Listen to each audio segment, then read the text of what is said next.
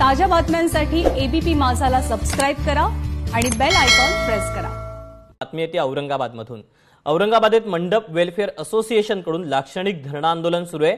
जिल्हाधिकारी कार्यालयासमोर हे आंदोलन पुकारण्यात आले आहे। कोरोनामुळे लग्न सोहळे आणि इतर समारंभांसाठी मर्यादा घालण्यात आली आहे। त्यामुळे मंडप व्यावसायिकांची निराशा झाली आहे। सर्व व्यवसाय सुरू झाले असताना मंडप व्यवसाय बंद का असा सवाल आंदोलकांनी उपस्थित केला आहे।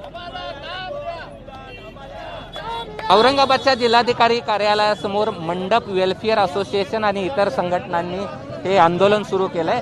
अगदी फेट्यावाल्यापासून ते या ठिकाणी फुलवाले असतील, त्याचबरोबर बँडवाले असतील, केटरर्स असतील, इतर जे शुभकार्यासाठी लागणारे ज्या वस्तू आहेत त्या विक्रेते हे सगळे औरंगाबादच्या जिल्हाधिकारी कार्यालयासमोर बसलेले आहेत आणि यांचं म्हणणं आहे की शुभकार्यासाठी जी मर्यादा घातलेली आहे ती मर्यादा वाढवली जावी, जेणेकरून यांच्या उपजीविकेचा प्रश्न आहे। लोकांची मर्यादा असल्यामुळे यांचा व्यवसाय होत नाही आणि त्यामुळे यांच्यावरती उपासमारीची वेळ आलेली आहे।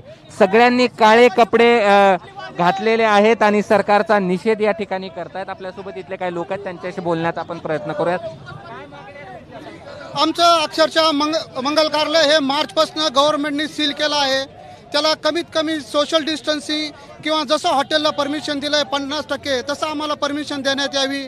आम्हाला महानगरपालिकेचे पूर्ण टॅक्स बिल आलेत, लाईट बिल आलेत आणि पूर्ण मंगल कार्यालय बंद असताना सुद्धा महानगरपालिकेने पूर्ण बिल भरलेत, टॅक्सेस लावलेत। वेगळ्या असोसिएशनचे लोक आहेत आणि त्यांचं म्हणणं आहे की लोकांना जे शुभकार्य आहे त्यामध्ये 50 पेक्षा अधिक लोकांना परमिशन द्यावी, म्हणजे 500 लोकांपेक्षा अधिक लोकांची परमिशन द्यावी, जेणेकरून यांची उपजीविका भागेल। आणि यासाठीचे आंदोलन सुरू आहे औरंगाबादच्या जिल्हाधिकारी कार्यालयासमोर आणि वेगवेगळ्या संघटना, शुभकार्यासाठी काम करणाऱ्या वेगवेगळ्या संघटना आज औरंगाबादच्या जिल्हाधिकारी कार्यालयासमोर धरणे आंदोलन करतात।